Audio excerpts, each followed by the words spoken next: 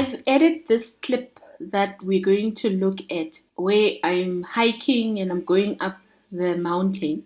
And if you wanted to speedy up the clip, then all you do is you click on this speed icon and it opens up the range.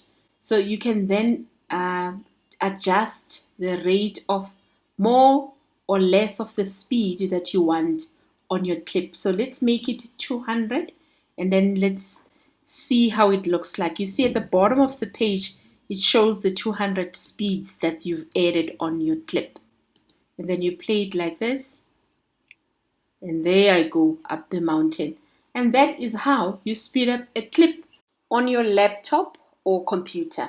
If you're using a cell phone, this speed range is at the bottom of the menu of your phone.